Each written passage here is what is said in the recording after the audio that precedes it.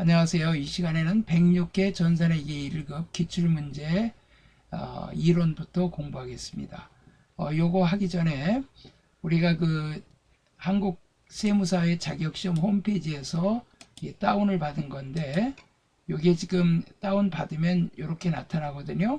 그럼 요게 문제고 요건 답안이고, 요걸 이렇게 열면은 요거 설치 안내가 요거를 열면은 여기 이제 임시 수험 번호가 이겁니다.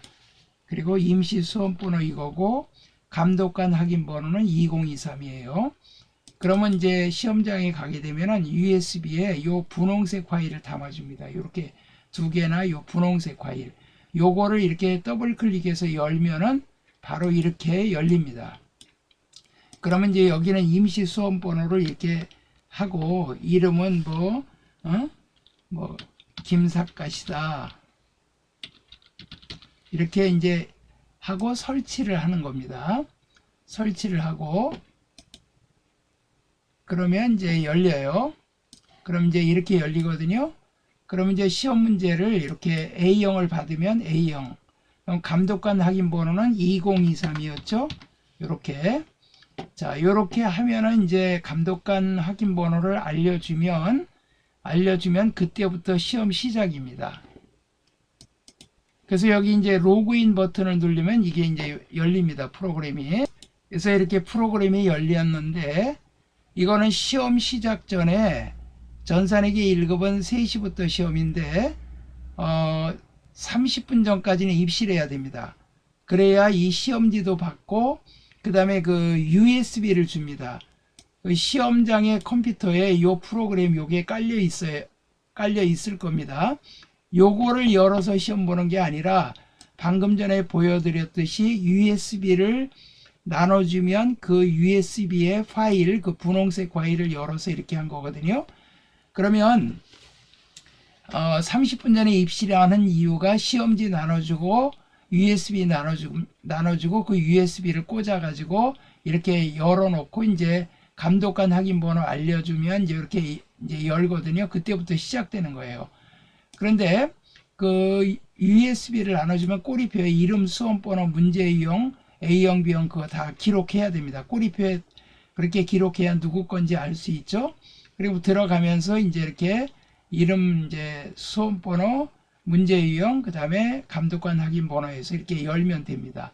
그러니까 열어놓고 이제부터 시작하는 거예요. 그러니까 감독관 확인 번호 알려주는 순간부터 시험 시작이에요. 자, 그러면 이렇게 열고 이제 객관식 문제부터 풀어보겠습니다. 다음 중 회계의 질적 특성과 관련된 설명으로 잘못된 것은 그랬어요. 이것을 여러분한테 이 자료를 제공해 드릴 겁니다. 이 자료는 여러분들이 그 IT고에서 다운받으실 수 있고, 네이버 카페 고세무의 전산회계라고 있습니다. 고세무의 전산회계라는 카페에서 그 교육자료라고 그 카페에 들어가시면 교육자료에서 다운받으실 수 있습니다. 이건 중급 회계, 이제 회계 원리 거기서 이제 다운받으시면 이게 다 열리거든요. 그러니까 여기서 회계 정보의 질적 특성은 회계 정보가 갖춰야 될 특성으로 회계 정보의 유용성을 판단하는 기준이 되는데, 목적에 적합해야 돼요. 그리고 믿을 수 있어야 돼요. 신뢰성이 있어야 되는데, 적시성, 제때 정보를 제공해야 되고, 예측할 수 있는 그런 정보가 돼야 되고, 피드백 가치는 되돌아보고 반성할 수 있는 가치가 돼야 된다. 그래서 이거는 목적, 예피 이렇게 외우세요. 그 다음에 신뢰성은 표현이 충실하고, 그리고 충실해야 믿을 수 있고, 검증 가능해야 믿을 수 있고, 중립적이어야 믿을 수 있습니다. 주주나 채권자 어느 한쪽에 치우쳐서는 안 됩니다. 신뢰성은 원가법을 적용하지만 목적적 값성은 시가법이에요. 예를 들어서 옛날에 건물을 1억 주고 샀는데 지금 100억 간다. 그러면 어느 게 더 믿을 수 있어요? 1억이라는 거는 실제로 산 거니까 믿을 수 있죠. 근데 100억이라고 하는 것은 가격이 시가가 올라갔다 떨어졌다 할 수 있으니까 그럼 믿을 수가 없지만, 그러나 현재 내가 투자를 하려고 하면 그 회사 100억짜리 건물 가지고 있구나 이렇게 판단할 수가 있기 때문에 이건 시가법을 채택하고, 그 다음에 이거는 신뢰성은 완성 기준이나 현금주의. 완성이 돼야 내 수익이 생기는 거죠. 그 다음에 현금이 들어와야 내 수익이 생기는 거고. 근데 이거는 진행 기준, 진행하는 거에 따라 내 수익이 생길 수 있고, 발생하는 거에 따라 수익이 생길 수 있다. 그래서 이렇게 요걸 채택하고, 그 다음에 이건 결산재무제표. 이거는 분기, 반기 재무제표. 그 삼성전자 같은 경우는 3개월에 한 번씩 실적을 발표해요. 그러면 이제 투자자가 삼성 이번에 이익이 많이 났구나, 내가 투자를 해야 되겠다, 이렇게 적시성 제때 제공해야 되고, 예측도 해야 되고, 그럼 되돌아볼 수 있고 이게 수정할 수도 있는 이런 그 가치가 있어야 돼요. 그래서 이건 신표 검증, 표를 믿으려면 검증을 해봐야 된다. 그 다음에 예피, 이건 피예요. 피. 그 목적이 있는 예수님의 피, 이렇게 해서 연상법으로 제가 외우게 한 거예요. 예수님의 피는 죄인을 구원해서 천국 가게 만드신 거죠. 본인을 희생해서. 자, 이렇게 연상법으로 한 거예요. 그러니까 요거는 다른 뜻은 없고, 신표 검증 목적 예피 이렇게 외우시라는 거고, 이해가 가능해야 되고 비교가 가능해야 돼요. 기업 간, 그 다음에 기간별 비교 가능해야 되고, 비용보다 효익이 커야 되고, 그 다음에 회계의 기본 과정은 기업 실체, 기업은 독립된 실체로서 삼성전자는 주주와 별개죠.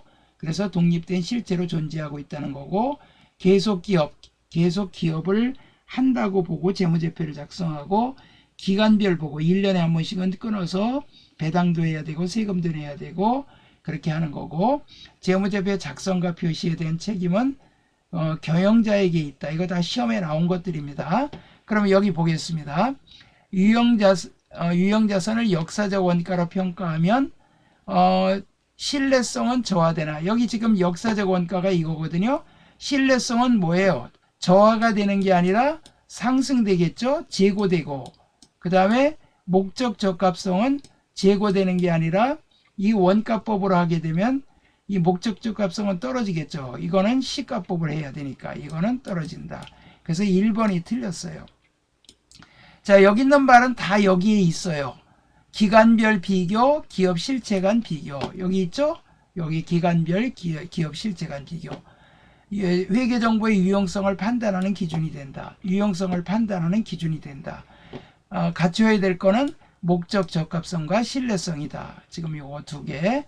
요 자료가 상당히 여러분에게 도움이 많이 되니까 공부하십시오.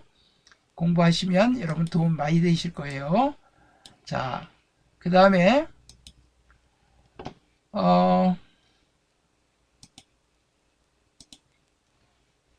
자, 이렇게 됐고, 그 다음에 이제 여기에 그 두 번째, 다음 중 재무상태표가 제공할 수 있는 재무정보로 올바르지 않은 것은, 재무상태표는 자산부채 자본이죠. 타인자본, 부채, 자산, 자기자본, 자본, 경영성과, 바로 이거죠. 경영성과는 손익계산서죠. 그러니까 이렇게 일단 시험지는 가져 나올 수 있으니까 시험지는 낙서해도 돼요. 이렇게 체크했다가 나중에 여기에다가 이렇게 클릭하는 겁니다. 조회 문제하고, 그래서 이거 닫기를 하면 저장이 되고, 마지막 다 풀고 실기 다 입력하고 이거 눌러서 저장한 다음에 USB 빼서 내는 겁니다. 다음 중 유형자산의 취득원가에 포함하지 않는 것은, 취득세는 당연히 포함해야죠. 그 다음에 새로운 상품에 대한 서비스를 소개하는 데 대한 원가, 이건 광고 순전비죠. 그러니까 이거는 포함하면 안 되죠. 불가피하게 매입한 국공채의 매입금액과 현재 가치의 차액. 이거 여러분들 그 자동차 등록할 때, 그 다음에 건물 등기할 때 그 채권 사라 그러거든요. 그 채권 사면 그게 보통 액면가액으로 사요. 그러면 시가보다 비싸게 주고 사는 경우가 많거든요. 그러면 그 시가, 우리는 항상 공정가치로 평가해서 단기매매증권, 매도가능증권 이렇게 분개하거든요. 그런데 이제 그거로 분개하고 차이 나는 거는 취득원가에 가산해야 돼요. 그럼 취득원가에 포함시키고, 설계와 관련하여 전문가에게 지급하는 수수료, 이것도 다 취득원가, 취득하기 위한 거니까. 그래서 2번이 틀렸고, 자, 다음 중 유가증권과 관련된 내용으로 가장 옳은 것은, 자, 가장 옳은 걸 물어봤어요. 자, 오른 것을 물어봤어요. 그 만기보유증권은 유가증권 형태상 주식은 해당이 없죠. 주식은 만기가 없으니까 이거 틀렸고, 매도가능증권 만기가 1년 이상인 경우에 투자자산으로 분류하며, 여기까지 맞아요. 근데 주식 형태만 가능하다. 아니에요. 주식과 채권 다 가능합니다. 단기매매증권은 주식 및 채권에 적용되며 당좌자산으로 분리된다. 요게 맞죠. 만기보유증권은 주식에만 적용되는 게 아니라 채권에만 적용되죠. 다음 중 자본조정 항목으로 분류할 수 없는 항목은, 없는 계정 과목은 감자차익이죠. 뭐 이거는 그 자본잉여금이죠. 주감자, 주식발행 추가금, 감자차익, 자기주식 처분이, 이거는 자본조정이죠. 그 다음에 다음 중 수익의 측정에 대한 설명으로 옳지 않은 것은, 자 여기에 그 로열티 수익 관련된 계약의 경제적 실질을 반영하여 발생 기준화, 이건 맞아요. 이거는 로열티.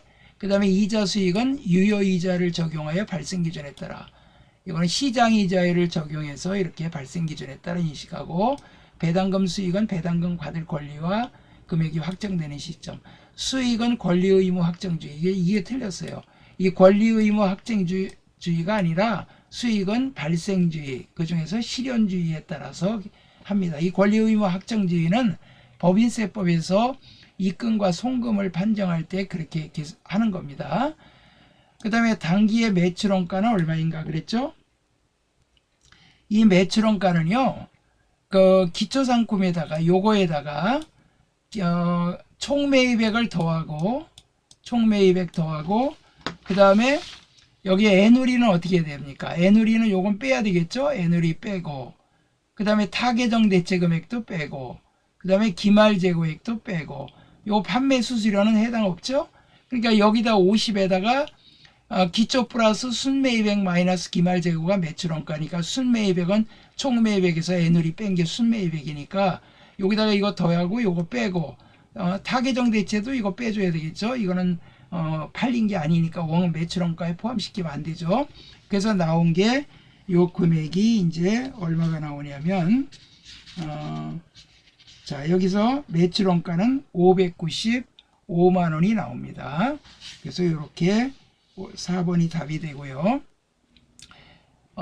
거래처의 상품을 인도했으나 판매대금 전액이 1월 5일에 입금되어 동일자 전액 수익으로 인식했다. 22년도 재무제표에 미치는 영향으로 올바른 것은 매출원가에도 고려하지 않는다. 그러니까 22년도에 상품을 팔았어요. 이게 그 파는 시점, 인도한 시점, 판매되는 시점에 매출로 인식해야 되는데, 그러니까 이제 외상 매출금 대변에 상품 매출 또는 제품 매출, 이렇게 인식을 해야 되는데, 언제? 12월 31일 날, 22년도 12월 30일이 아니고 여기 12월 26일 날 해야 되는데, 이거를 안 했다는 얘기예요. 이걸 안 하고 23년도에 했어요. 그 바람에 22년도에 영향을 미치는 거는 자산의 과소계상이죠. 이걸 빼뜨렸으니까, 자산의 증가를 빼뜨렸으니까. 그 다음에 수익의 과소계상, 그럼 자산의 과소계상 맞죠? 비용은 여기 없고 부채도 없고 수익의 과소지 과대가 아니죠. 그래서 1번이 답이에요. 아래 자료에서 설명하는 원가의 행태에 해당하는 것은 조업도 변동과 관계없이 총원가가 일정한 고정원가와 조업도의 변동에 따라 비례하는 총원가가 변동하는 변동원가의 혼합된 원가.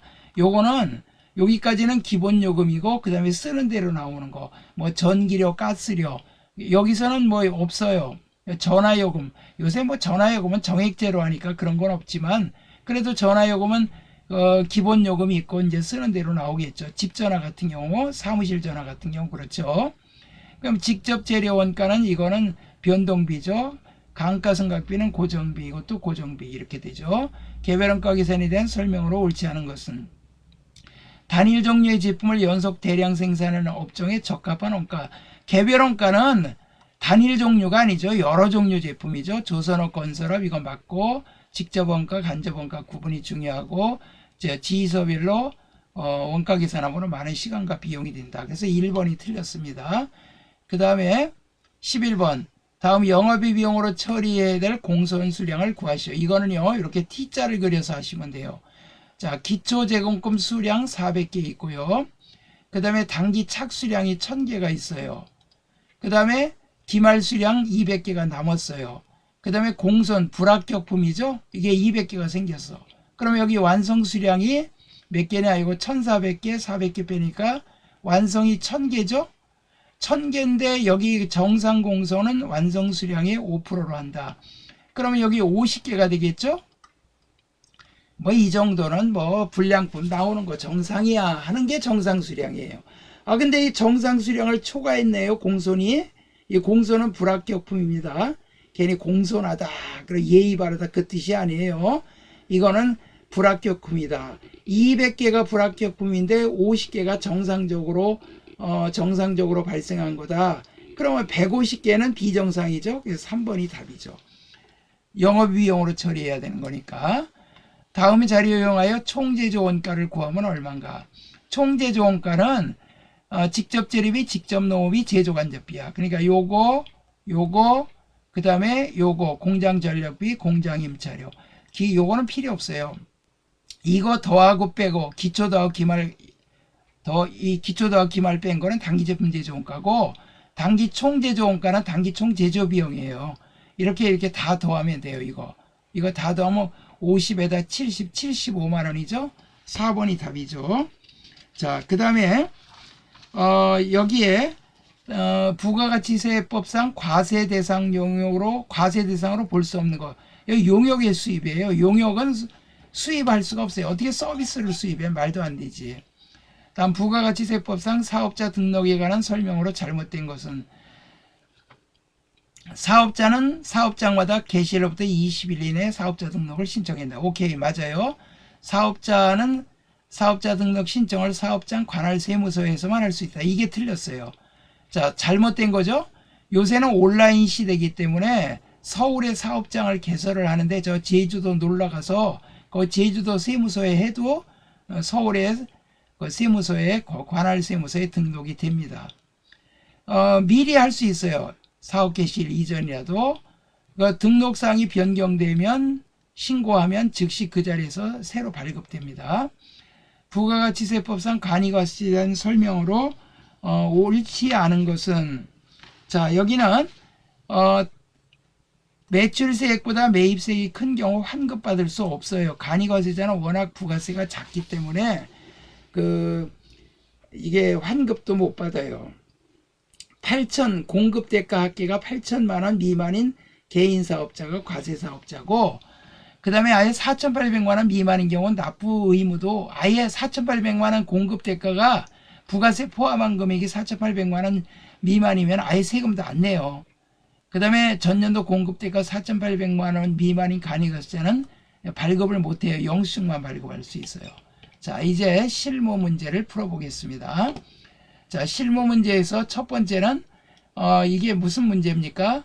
적요를 추가 등록하시오. 자, 여기 적요, 이거는 이거죠. 기존 과목 및 적요 등록. 자, 이런 거 딱 나오면요, 지금 이 코드가 511번이죠. 그럼 511번 이렇게 내려가 찾지 마시고 아무 데서나 그냥 511번 찍으면 이렇게 바로 가요. 이 복리후생비에 현금 적요, 여기 밑에 여기다가 현금 적요에다가 남박 9번 찍고, 그 다음에 생산직원 독감 예방 접종비 지급 이렇게 찍으란 얘기예요. 그럼 이제 요 9번 찍고 대체적요에는 여기 대체적요 있죠? 남바 3번 이렇게 찍고, 직원 휴가비 보통 예금 인출. 자, 이렇게 됐죠. 그 다음에 이제 요거 이제 끄고 거래처 등록을 하시오 그랬죠. 그럼 요 거래처 등록에 들어갑니다. 들어가서 450번 0045, 이 앞에 0은 안 붙여도 돼요. 450 이렇게 밑에다 찍어요. 그러면 알아서 00이 붙어요. 그리고 주대박 그리고 이게 동시라 그랬죠. 동시는 메인 매출 다 한다 이거예요. 그럼 됐고, 그 다음에 여기 사업자 등록번호 여기 나와 있죠. 요거 그대로 숫자만 입력하면 돼요. 403 81 51065 51065. 자, 그 다음에 대표자가 여기 박대박 있죠. 박대박. 그 다음에 업태는 여기 나와 있죠. 제조 원단 종목은. 그래서 여기 제조, 그 다음에 원단. 그 다음에 이제 주소는요, 요런데 우편번호 입력은 생략해도 무방함. 요거 우편번호 하려면 이렇게 눌러서 검색해야 되거든요. 근데 이거 하지 말라고 그래요. 그냥 주소만 찍으라는 겁니다. 경상북도, 그 다음에 칠곡군, 지천면, 달서, 원길, 16 이렇게 찍어주면 그냥 끝난 거예요. 자, 됐어요. 이렇게. 자, 그 다음에 요거 이제 끝났으니까 요것도 이제 꺼버리고, 그 다음에 이제 뭐 하는 거냐면 오류가 발견됐대요. 오류가 전기분 손익계산서를 검토한 결과 다음과 같은 오류가 발견되었다. 전기분 손익계산서, 전기분 잉여금 처분계산서, 전기분 재무상태표 중 관련된 부분을 수정하시오. 이거 전기분 원래 원가명세서를, 여기 원가명세서가 관련이 있으면 제조부에 뭐가 이렇게 잘못됐다 그러면 원가명세서부터 고쳐야 되는데, 여긴 손익계산서부터 고치라 그랬죠. 자, 손익계산서에 광고선전비가 여기 있죠. 광고선전비 어디 있어요? 여기 380이라고 돼 있는데 틀린 금액이, 올바른 금액이 530이래요. 그럼 이걸 530으로 고쳐요. 이렇게. 그럼 이 530으로 이렇게 올바른 고치는 바람에 당기순이익이 바뀌었죠. 자, 당기순이익이 86520이에요 86520 기억하시고 이거 꺼버리고, 잉여금 처분계산서 들어가면 여기 당기순이익이 다르죠. 86520이 맞는데 이게 다르면 여기 불러오기 버튼 누르시면 돼요. 그럼 86520 나왔죠. 그러면 여기 당기말 미처분 잉여금 이거를 이렇게 컨트롤 C로 복사해요. 컨트롤 C로 복사해 가지고 이거 끄고 전기분 재무상태표, 지금 여기 이 대차 차익이 없어져야 되거든요. 여기 2월 잉여금에다 컨트롤 V 하면 사라졌어요. 그럼 이 문제 마친 겁니다. 자, 그래서 이거 4점짜리라 이거 무시하면 안 됩니다. 자, 그 다음에 이제 일반 전표입니다. 일반 전표를 열어서 이제 입력을 하는 거예요. 일반 전표를 열어서 이제 입력하겠습니다. 자, 그러면 첫 번째 문제가 뭐냐? 첫 번째 문제가 7월 16일 날짜부터 찍어 놓고 봐요. 07월 16일 18일 괴한공구에 지급할 외상매입금 3,300만원 중 일부는 아래 전자어음을 발행하고 나머지는 보통예금 계좌에서 지급하였다. 그럼 차변에 외상매입금, 자 251번 괴한공구 자 금액 차변이 3,300만원을 갚는 거죠. 3,300을 갚는데 대변에 이 어음을 발행했어요. 그러면 그 지급어음이죠. 252번 지급어음 역시 괴한공구 130번 이렇게 하고 요게 2,300. 그 다음에 나머지는 뭐라 그랬습니까? 보통예금이죠. 103번 보통예금. 그래서 이렇게 됐어요. 원래 그 실무에서는 요 예금도 그 은행명 적어야 됩니다. 예금도 거래처 적어야 돼요. 그래야 예금 잔액 정확히 알 수 있죠. 이거는 그 전산회계 1급은 시간이 모자르니까 요거를 그냥 생략하고 채권 채무만 거래처 적으라 그러고, 그 재고자산이 대변에 상품 제품 원재료 제공품 제품이 대변에 가면 적용할 타계정 대체 외에는 안 적어도 됩니다. 그 적용팔은 꼭 적어줘야 돼요. 그러나 실무에서는 적여도 원래 다 적어야 됩니다. 이게 적여 안 적었다가 사장님한테 혼났대요. 하여튼 그러니까 여러분들 실무에 가서는 다 해야 된다는 거 잊지 마세요. 자, 그 다음에 매출거래처인 7월 30일 매출거래처인 지수포장의 파산 후 외상매출금 182 회수 불가능한 것으로 판단되어 대손 처리했다. 대손 발생일 직전 외상매출금에 대한 대손 충당금 잔액은 32만원이다. 그러면 이거 대변에 외상매출금 108번 외상, 여러분들 코드 외상매출금 받으러 뭐 현금, 보통예금, 당좌예금 다 외우세요. 자, 이건 누구예요? 지수포장. 지수포장이고 그리고 금액이 182 없어졌어요. 그런데 대손충당금이 얼마가 있느냐? 차변에 요 대손충당금은요, 외상값에 대한 대손충당금은 요 108번에 다음 코드인 109번입니다. 항상 대손충당금하고 감가상각 두 개는 그 다음 코드예요. 자산의 다음 코드. 그거 잊지 마세요. 자, 여기 32만원. 그리고 나머지는 차변에 이제 대손상까지 찍으세요. 대손상각비 이렇게. 자, 이러면 끝났죠? 요 지수포장. 자, 그 다음에 사무실 이전을 위하여 형제상사와 체결한 건물의 임대차 계약의 잔금 지급일이 도래하여 임차보증금 500만원 중 계약금을 제외한 금액을 보통예금 계좌에서 지급했다. 그러니까 쉽게 말하면 임차보증금을 주는데 이전에 계약금을 미리 준 거 퉁치고 나머지만 보통예금 준다 이 소리예요. 8월 30일 08월 30일 차변에 임차보증금. 자, 임차보증금이 거래처 적어야죠. 이게 누구하고 했어요? 형제상사. 이게 나중에 돌려받아야 되니까 거래처 적어야 되는 겁니다. 500만원. 그 다음에 대변에는 선급금, 계약금으로 미리 줬던 선급금 있죠? 이것도 형제상사. 104번. 자, 얼마예요? 150만원 있었죠? 그리고 나머지는 보통예금. 103번 보통예금. 예금은 거래처 안 적어도 돼요. 실무에선 적어야 됩니다. 적여도 다 적어야 돼요. 적여도 현금 빼놓고는 다 적어야 됩니다. 자, 그 다음에 4번. 자, 요 위에가 요거고 지금 4번이죠. 10월 18일. 날짜부터 찍어 놓고 시작하세요. 그리고 문제 읽어도 돼요. 대표이사로부터 차입한 잔액 1950만원에 대하여 채무를 면제받았다. 해당 차입금은 단기 차입금으로 계상되어 있다. 그러면 이제 면제받았으니까 차입금이 없어지겠죠? 차변에 단기 차입금. 요거. 자, 누구예요? 대표이사죠? 대표이사.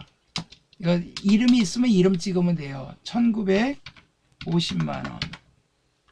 그리고 이걸 면제받았죠? 그러면 채무 면제 이익. 이렇게 해주시면 됩니다. 이 K 이름은 숫자가 자동으로 찍혀서 아주 편해요. 도전 프로그램은 이게 안 찍혀요. 일일이 다 찍어야 됩니다. 자, 그 다음에 10월 25일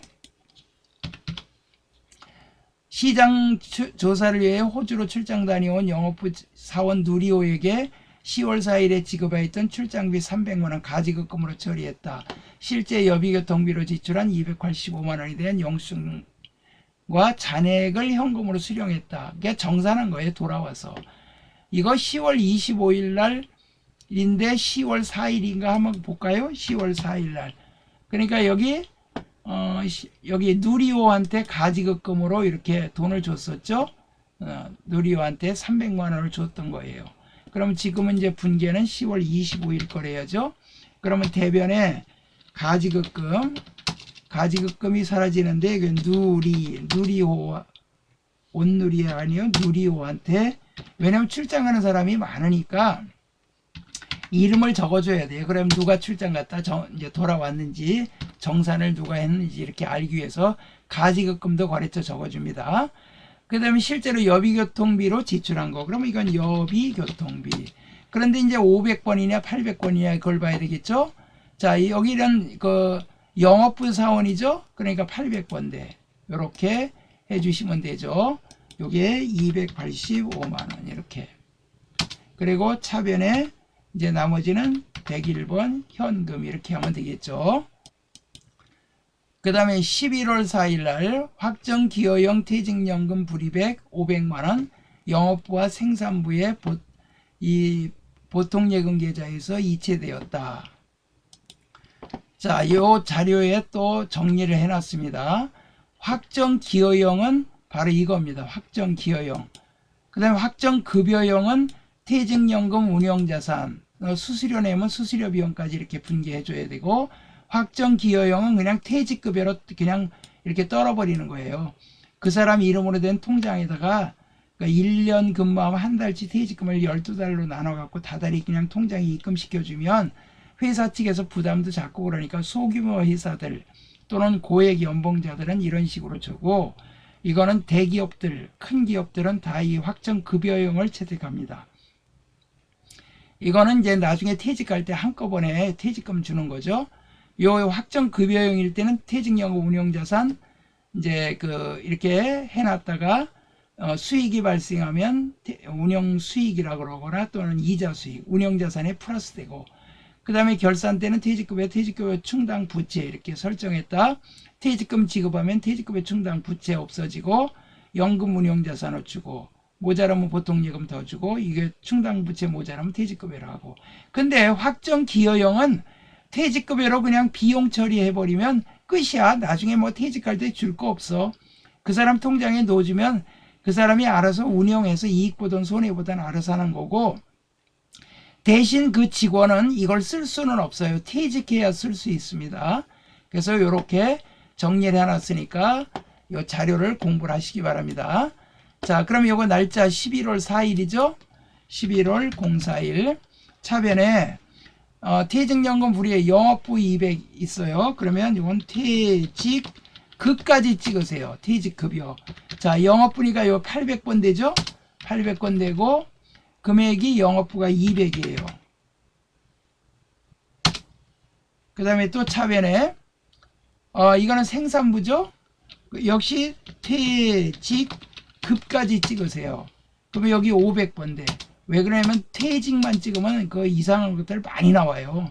그러니까 좀 찾으려면 시간 걸리니까 이렇게 하라는 얘기예요. 퇴직급이요. 이 코드가 다르잖아요. 806, 508 이렇게 다르잖아. 보통 이게 이제 508이면 이건 808 이래야 되는데 이거 다르기 때문에 이렇게 하는 거예요. 보통예금에서 인출했다. 대변에 103번 보통예금. 그럼 여기 뭐 거래처 적을 거 없잖아요. 자, 이렇게 하고 이제 이 메인 매출 전편은 다음 시간에 이어서 하겠습니다. 여러분 수고하셨습니다.